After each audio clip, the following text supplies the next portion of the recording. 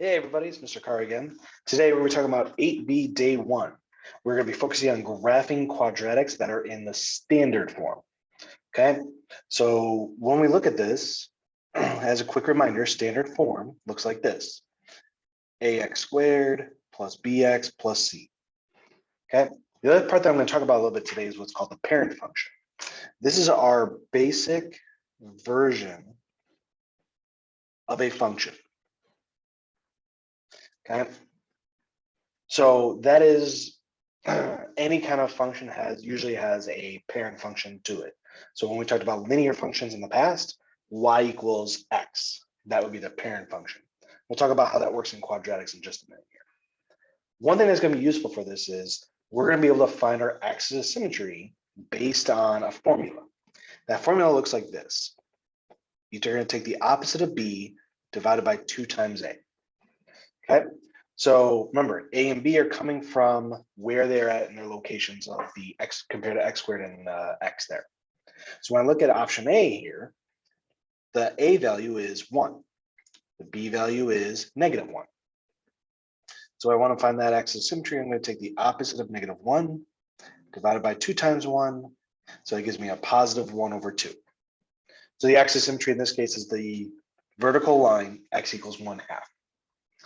Over here, a is 3, b is 6. So that's going to be the opposite of 6 divided by 2 times a. That's going to give me a -6 divided by 6, which is going to give me a -1. So again, my equation is the vertical line x equals -1. That helps us with our graphing because that's the first step I want to take for finding these. Okay, so let's quickly talk about what is the parent function here. Y equals x squared. That is the parent function of a quadratic. If you look at the a, b, and c, if you want to find the axis of symmetry, a is 1, but b is 0. So I still follow the same formula. I do opposite of 0 divided by 2 times a. That is just 0 divided by 2 is 0.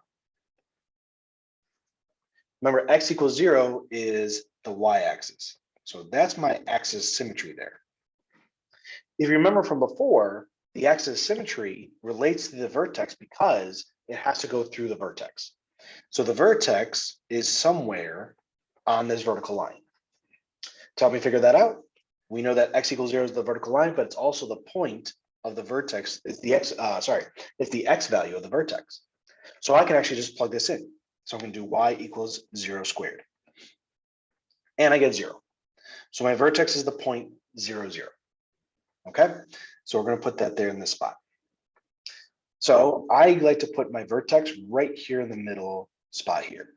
We did y equals 0 squared, and I got 0 from that. As an ordered pair, it looks like 0, 0. So we start with the vertex. From there, I'm going to go left and right from the vertex to get some more points on there. Okay, we need at least 2 more points, and I would prefer to have it on both sides, but we got enough space. We might as well just do 5 total points. So I'm going to go -1, -2, +1, +2. We plug this in, we get y equals 1 squared, so that's just equal to 1. Okay, so that as an ordered pair, it is 1, 1. Here I got y equals -1 squared. Now remember, this is -1 times a -1. So that gives me a +1. So I actually have -1, 1. How that looks, we've got this point here and this point here. Okay, the next step will be 2's. So let's do y equals 2 squared. Okay, 2 times 2 gives me 4. So I've got that there. So as an ordered pair is the point 2, 4. So we got 1, 2, and 4 up here. Because of symmetry, I'm going to take a guess that it's going to go 1, 2, 1, 2 right here. That should be the next one. So just to test out my theory, -2, +4 should also be the answer. So y equals -2 squared. And again, since I'm putting it in parentheses, that's -2 times -2, comes out as a +4. So I was right. Okay, so this is my parent function. Looks like this. Okay, when we talk about quadratics in a future lesson, we'll talk about how do our quadratics look in comparison to this version. Okay, so we can make changes. And one of those changes is going to come up here. By changing the A, B, and C parameters, okay, by changing those values of A, B, and C, we can get different looking quadratics. So that's our goal today. So again, here's the process. Let's first find the axis of symmetry. We're going to do negative B. So if this is B and this is A is a 1, so we're going to do opposite of negative 2 divided by 2 times 1. That gives me a positive 2 divided by 2. So x equals 1 is my axis of symmetry. So this is how it looks on here. Okay. Then I'm going to find the vertex. So I do that by plugging 1 into my equation. So y equals 1 squared, minus 2x. So 2 times 1 and then minus 2. Okay, so I get positive 1 minus 2 minus 2. That's going to give me a, let's see here, 1 minus 2 is negative 1, minus 2 is a negative 3. Okay, so I have 1, 2, 3 down here is my vertex. All right, so 1, negative 3, that's my order pair. And again, I put my vertex right in the middle of my table. So that way I can have some numbers above and below it. So if I take one away, I'll go 0, and then I'll go negative 1, and I'll go a positive 2 and a positive 3. Okay, not a lot of space for my work, but we can make this. We'll make it work. So we got 0 squared minus 2 times 0 minus 2. So 0 squared is 0. 2 times 0 is 0. So I got 0 minus 2. I get a negative 2 here. So we got 0, negative 2. So y equals negative 1 squared minus 2 times negative 1 minus 2. Negative 1 squared is a positive 1. Negative 2 times a negative 1 is a positive 2. So I have a positive 1 plus 2 is 3 minus 2 is 1. So my order pair here would be a negative 1, positive 1. Okay, so let me plot those real quick. I got 0, negative 2, negative 1, positive 1. Down here, I've got y equals 2 squared minus 2 times 2, and then minus 2 there. Okay, so I've got 2 squared is 4. 2 times 2 is 4. Okay, so then I have 4 minus 4 is 0, then minus 2 is a negative 2. So I get the 0.2, negative 2, which is right here. And again, thanks to symmetry, I'm going to take a guess that it's going to be 3, 1 is my last point here. So y equals 3 squared minus 2 times 3 minus 2. That's going to be a 9. 9 minus 6 is 3. 3 minus 2 is 1. So, look at that. Love it when it works out like that. So that's how we can plot our points. And now we can connect them in our parabola shape. Okay. So that is it. We might need to do this on an application problem. Okay, so a foul ball is hit off the end of a baseball bat. Its height h in feet over the course of time t is given by this equation. Be careful with this. A is attached to the squared term, and then b is attached to the t like that. So we're gonna make a quick sketch of this. It says include at least 6 points. That's kind of a lot. We'll make it work. Okay, label your axis, label your vertex. Well, okay, yeah, we're gonna have to scale our axes and everything. So let's start with axis symmetry. So x equals negative b, so negative 64, divided by 2 times the negative 16. I do that, I get a negative 64 divided by a negative 32, so I get 2. Okay. Oh, I'm sorry, hold on one second. Lost the screen a little bit. There we go. And we're back. Okay, so I get x equals 2. So again, I did 64 is b because it's attached to the t. So I did opposite b divided by 2 times a. So I got negative 64 over negative 32 comes out to a positive 2. For the vertex, we're going to plug that in now. So we're going to take 2 as my x value and figure out what y is. So I'm going to use my function notation. So I'm finding h of 2. Oh, sorry, give me 1 second here. Okay, sorry about that, we're back. So we're going to find the function when t is equal to 2. So we're going to put that in there. So 64 times 2 minus 16 times 2 squared.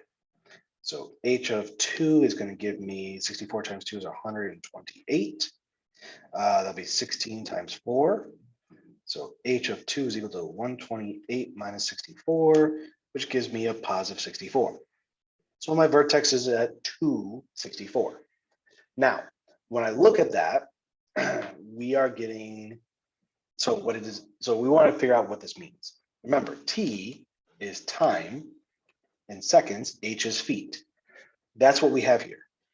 At 2 seconds, okay, the height is 64 feet. Okay, that's the real life context of my vertex. Okay, so I know that I am going to have for my x here, this is going to be time, and then this is going to be height. Okay, so some other points to help me out with this. It says include 6 points. Honestly, I'm doing a rough sketch here. Let's find the y-intercept. Remember from y-intercepts, okay, x equals 0. So if I do that, I can do h of 0 equals 64 times 0 minus 16 times 0 squared. Okay, so h of 0 is going to give me 0 minus 0, which is 0. We know it has to go here at 0, 0. We know that after 2 seconds, it's going to be at a height of 64 feet. If I think back to what a vertex can be, okay, if that's going to be somewhere up here, the rough shape is going to do this. And think about how a foul ball will travel. We're hitting a baseball, it's going to go up in the air and it's going to come back down. Okay, so I know at least 2 seconds, so I don't know, let's space out. We'll go 1, 2, 3, 4, 5. Let's go with that for now. Here's my 2 seconds, okay? I don't know, let's go count by tens. 1, 2, 3, 4, 5, 10, 20, 30, 40, 50, 60. So I know it's here, 2 is at 64, about right there. Now I can also use my symmetry to figure out that since I'm at 0, 0, this is my axis of symmetry right here, basically saying t equals 2 in this case, okay?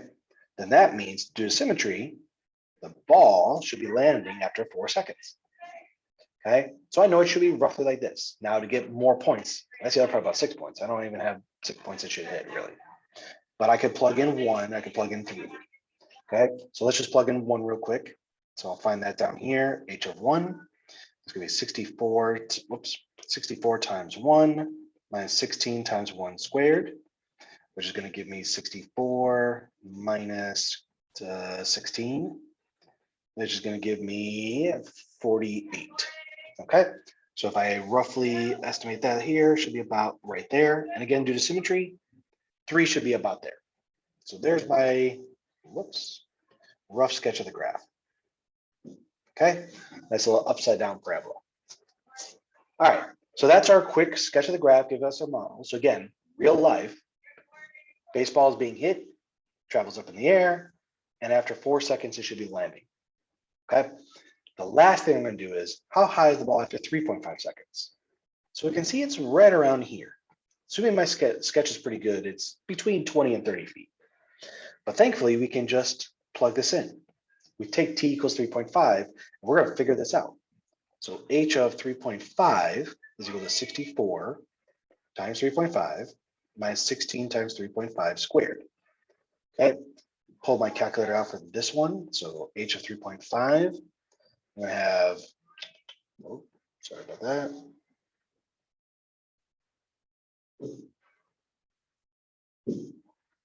Sorry about that, it's taking me a little bit longer to pull my calculator here. All right, let me pause that real quick so I can get my calculator out. Okay, so sorry about that. So 64 times 3.5 is going to give me 224. Then I'm going to do 3.5 squared, which is 12.25. So I'm going to have 16 times that. Okay, so we'll multiply those together. I get 196. So h of 3.5 is equal to 224 minus 196. And I get 28 feet. Okay, so again, the answer is how high is the ball after 3.5 seconds? It is 28 feet tall, or 28 feet high. And that makes sense, right? Because that's, like I said, my estimate said right around, I'm sorry, 3.5 was right around between 20 and 30.